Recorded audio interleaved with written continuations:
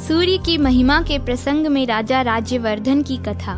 क्रौष्टुकी बोले, भगवान, आपने आदिदेव भगवान सूर्य के महात्म्य और स्वरूप का विस्तार पूर्वक वर्णन किया। अब मैं उनकी महिमा का वर्णन सुनना चाहता हूँ। आप प्रसन्न होकर बताने की कृपा करें। मार्कंडेय जी ने कहा, ब्राह्मण, मैं तुम्हें आदिदेव सूर्य का महात्म्य बताता हूँ, सुनो। पूर्व काल में दम के पुत्र राज्यवर्धन बड़े विख्यात राजा हो गए हैं। वे अपने राज्य का धर्म पूर्वक पालन करते थे, इसलिए वहाँ के धन जन की दिनों दिन वृद्धि होने लगी। उस राजा के शासन काल में समस्त राष्ट्र तथा नगरों और गांवों के लोग अत्यंत स्वस्थ एवं प्रसन्न रहते थे। वहाँ कभी कोई उत्पात नहीं होता था, रोग भी नहीं सताता था, सांपों के काटने का तथा अनावृष्टि का भय भी नहीं होता था। राजा ने बड़े बड़े यज्ञ किए, याचकों को दान दिए और धर्म के अनुकूल रहकर विषयों का उपभोग किया। इस प्रकार राज्य करते तथा प्रजा का भली भांति पालन करते हुए उस राजा के 7000 वर्ष ऐसे बीत गए मानो एक ही दिन व्यतीत हुआ हो। दक्षिण देश के राजा विदुरथ की पुत्री मानिनी राज्यवर्धन की पत्नी थी। एक दिन वह सुंदरी राजा के मस्तक में तेल लगा रही थी। उस समय वह राज परिवार के देखते देखते आंसू बहाने लगी। रानी के आंसुओं की बूंदें जब राजा के शरीर पर पड़ी तो उसे मुख पर आंसू बहाती देख उन्होंने मानिनी से पूछा, देवी, यह क्या? स्वामी के इस प्रकार पूछने पर उस मनस्विनी ने कहा, कुछ नहीं। जब राजा ने बार बार पूछा तब उस सुंदरी ने राजा की केश राशि में एक पका बाल दिखाया और कहा, राजन, यह देखिए, क्या यह मुझ अभागिनी के लिए खेद का विषय नहीं है? यह सुनकर राजा हंसने लगे। उन्होंने वहां एकत्रित हुए समस्त राजाओं के सामने अपनी पत्नी से हंसकर कहा, शुभे, शोक की क्या बात है? तुम्हें रोना नहीं चाहिए। जन्म, वृद्धि और परिणाम आदि विकार सभी जीवधारियों के होते हैं। मैंने तो समस्त वेदों का अध्ययन किया, हजारों यज्ञ किए, ब्राह्मणों को दान दिया और मेरे कई पुत्र भी हुए। अन्य मनुष्यों के लिए जो अत्यंत दुर्लभ है, ऐसे उत्तम भोग भी मैंने तुम्हारे साथ भोग लिए। पृथ्वी का भली भांति पालन किया और युद्ध में भली भांति अपने धर्म को निभाया। भद्रे, और कौन सा ऐसा शुभ कर्म है जो मैंने नहीं किया? फिर इन पक्के बालों से तुम क्यों डरती हो? शुभे, मेरे बाल पक जाएं, शरीर में झुर्रियां पड़ जाएं तथा यह देह भी शिथिल हो जाए, कोई चिंता नहीं है। मैं अपने कर्तव्य का पालन कर चुका हूँ। कल्याणी, तुमने मेरे मस्तक पर जो पका बाल दिखाया है, अब वनवास लेकर उसकी भी दवा करता हूँ। पहले बाल्यावस्था और कुमारावस्था में तत्कालोचित कार्य किया जाता है, फिर युवावस्था में यौवनोचित कार्य होते हैं तथा बुढ़ापे में वन का आश्रय लेना उचित है। मेरे पूर्वजों तथा उनके भी पूर्वजों ने ऐसा ही किया है, अतः मैं तुम्हारे आंसू बहाने का कोई कारण नहीं देखता।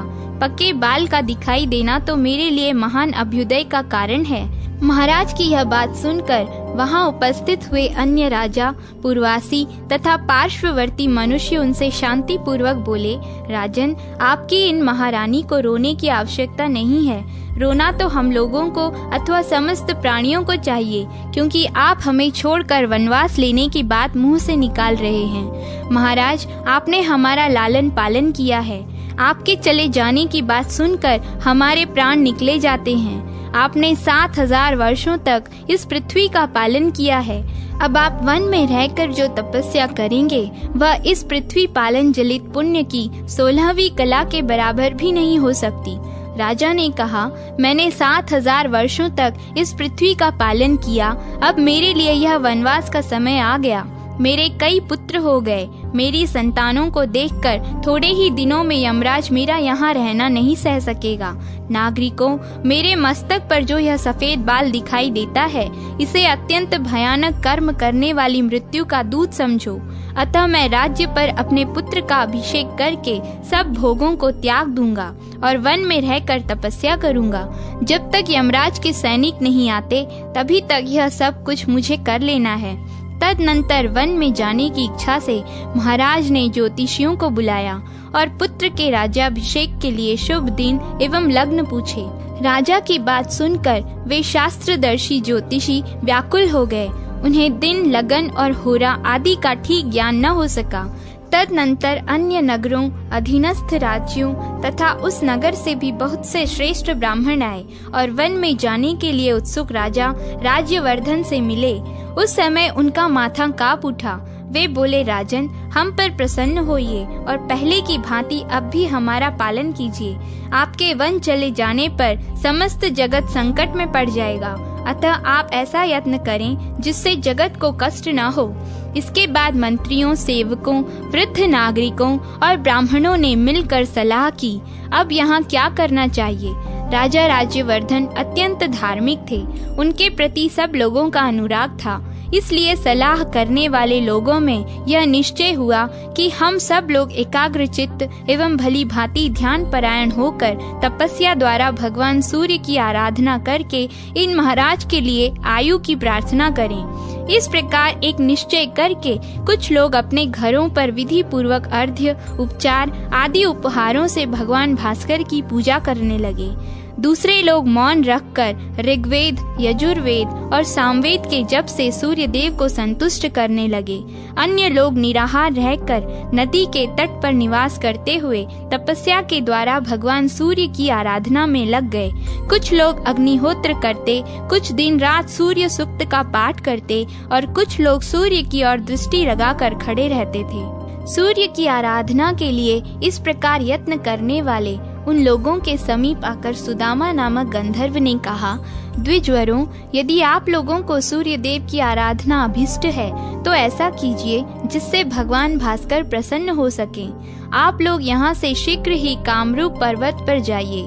वहाँ गुरु विशाल नामक वन है जिसमें सिद्ध पुरुष निवास करते हैं।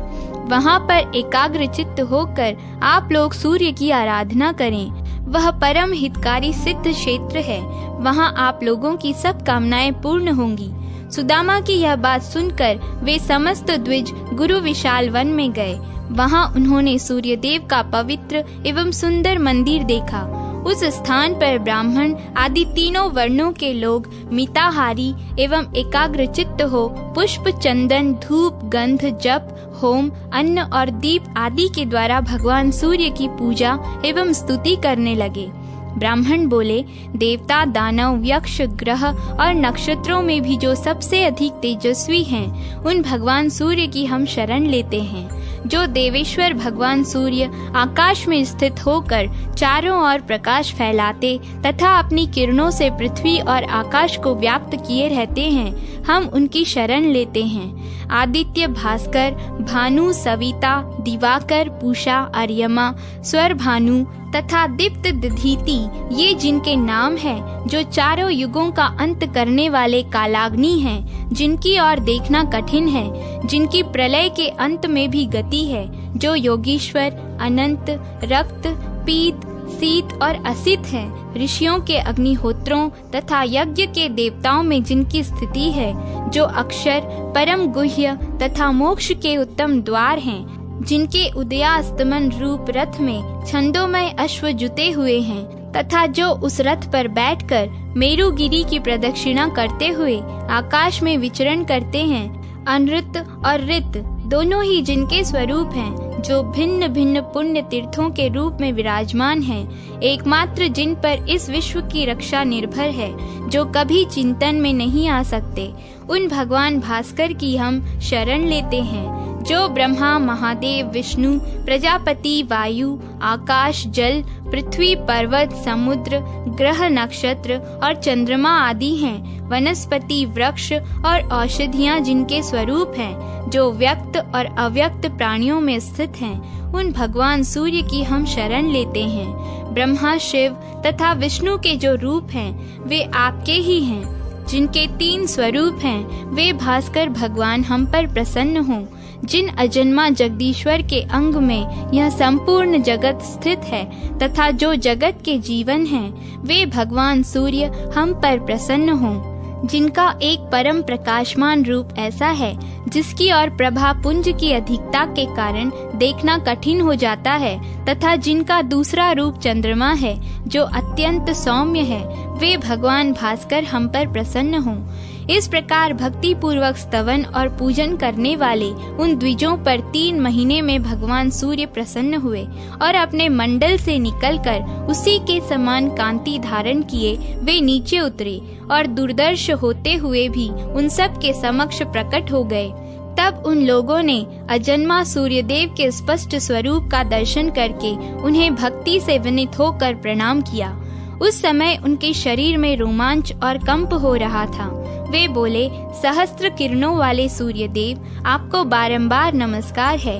आप सबके हेतु तथा संपूर्ण जगत के विजय केतु हैं। आप ही सबके रक्षक, सबके पूज्य, संपूर्ण यज्ञों के आधार तथा योग वेत्ताओं के ध्येय हैं। आप हम पर प्रसन्न हो। मार्कंडेय जी कहते हैं, तब भगवान सूर्य ने प्रसन्न होकर सब लोगों से कहा, द्विजगण, आपको जिस वस्तु की इच्छा हो वह मुझसे मांगे।